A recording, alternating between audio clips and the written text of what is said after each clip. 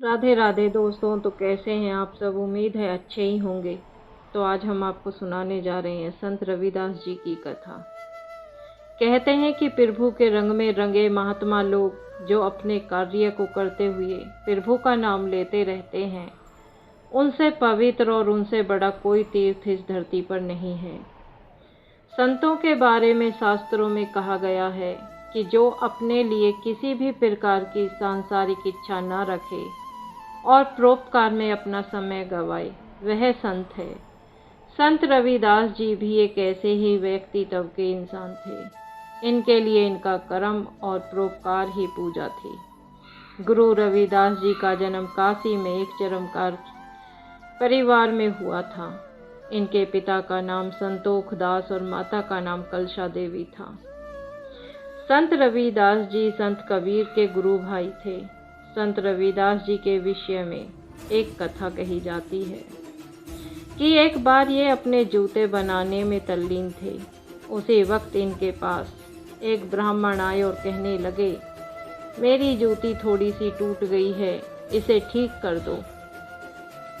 जिसके बाद रविदास जी ने ब्राह्मण की जूती को ठीक कर दिया।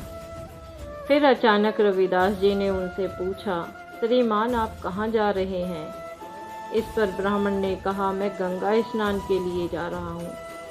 तुम चमड़े का काम करने वाले क्या जानोगे कि गंगा स्नान से कितना अधिक पुण्य मिलता है। रविदास जी ने कहा, सही कहा श्रीमान, हम मलिन वर्ग के इंसान हैं। हम क्या जाने पूजा अर्चना, क्या भगवान का नाम लेना, क्या गंगा स्नान करना। इस पर उस ब्राह्मण ने कहा, ये लो अपनी मेहनत की एक कौड़ी और मुझे मेरी जूती दे दो। फिर रविदास जी ने ब्राह्मण से कहा कि ये कौड़ी आप माँ गंगा को गरीब रविदास की भेंट कहकर अर्पित कर देना। इसके बाद ब्राह्मण अपनी जूती लेकर चला गया। रविदास जी फिर से अपने काम में तल्लीन हो गए। गंगा स्नान के बाद जब ब्राह्मण घर वापस आने लगा तो उसे याद आया कि उस शूद्र की कौड़ी तो गंगा जी को अर्पण ही नहीं की। उसके बाद कौड़ी निकाली और गंगा के तट पर खड़े होकर कहा, हे माँ गंगे, रविदास की ये भेंट स्वीकार करें। उसी वक्त गंगा जी से एक हाथ प्रकट हुआ और आवाज आई, लाओ रविदास की ये भेंट मेरे हाथ पर रख दो। जिसे देखकर ब्राह्मण को बड़ा आश्चर्य हुआ। उसकी आंखें फटी की फटी रह गई। वो अपने किस्मत पर कोस रहा था। मैंने सारी जिंदगी गंगा स्नान किया, भगवान की पूजा अर्चना की, मुझे कभी माँ गंगा ने इस तरह से ना दर्शन दिए और ना कभी मेरी भेंट स्वीकार की। उस मल्लिन की भेंट को माँ गंगे ने इतने प्यार से स्वीकार किया। उसका नाम लेकर माँ गंगे प्रकट हुई और उसकी भेंट लेने के लिए स्वयं आई। ब्राह्मण ने उस कौड़ी को माँ गंगे के हाथ पर रख दिया। जब ब्राह्मण हैरान होकर वहां से लौटने लगा तो फिर वही आवाज़ सुनाई दी। ब्राह्मण ने फिर लौटकर देखा तो माँ गंगे के हाथ में एक सुंदर कंगन था। माँ गंगे ने कहा, ये लो, ये भेंट मेरी तरफ से रविदास जी को दे देना। ब्राह्मण ने हैरान होकर उस रतन जड़ित कंगन को ले लिया और अपने घर की तरफ चल दिया। जाते जाते रास्ते में उसने सोचा कि रविदास को क्या मालूम कि माँ गंगे ने उसके लिए क्या भेंट दी है। ब्राह्मण सोचने लगा, अगर ये रतन जड़ित कंगन मैं रानी को भेंट दूं तो राजा मुझे माला माल कर देगा। वह राज दरबार में ही पहुंचा सीधा और रानी को भेंट स्वरूप वह कंगन दे दिया। रानी वह कंगन देखकर बड़ी खुश हुई। उसने राजा से दूसरे कंगन की भी फरमाइश कर दी। इधर ब्राह्मण अपने मिलने वाले इनाम के बारे में सोच ही रहा था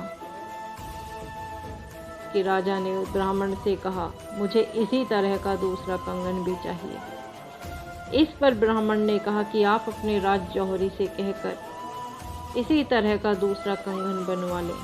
तभी जौहरी ने राजा को बताया कि इसमें जड़े रतन बहुत कीमती हैं, वह राजकोष में भी नहीं है। इस पर राजा को क्रोध आ गया। उसने ब्राह्मण से कहा, यदि तुम दूसरा कंगन लाकर नहीं दे सकते तो तुम्हें मृत्यु दंड मिलेगा। यह सुनकर ब्राह्मण की आंखों से आंसू बहने लगे। फिर उसने सारी सच्चाई राजा को बता दी। राजा ने ब्राह्मण की बात पर यकीन नहीं किया। ब्राह्मण ने कहा, केवल रविदास जी ही हैं जो दूसरा कंगन मां गंगा से लेकर दे सकते हैं। राजा ब्राह्मण के साथ रविदास जी के पास पहुंचा। रविदास जी अपने काम में हमेशा की तरह तल्लीन थे। ब्राह्मण ने दौड़कर उनके पैर पकड़ लिए, साथ ही वे अपनी रक्षा के लिए भी प्रार्थना करने लगे। रविदास जी ने जब ब्राह्मण के जीवन दान की प्रार्थना सुनी तो राजा से कहा, इसे माफ़ कर दीजिए। तब राजा ने उससे कहा, अगर इसे जीवन दान देना है तो उसके बदले में तुम्हें दूसरा कंगन देना होगा। तब संत रविदास जी ने वहीं एक बर्तन में जल भरा और माँ गंगा से प्रार्थना करने लगा।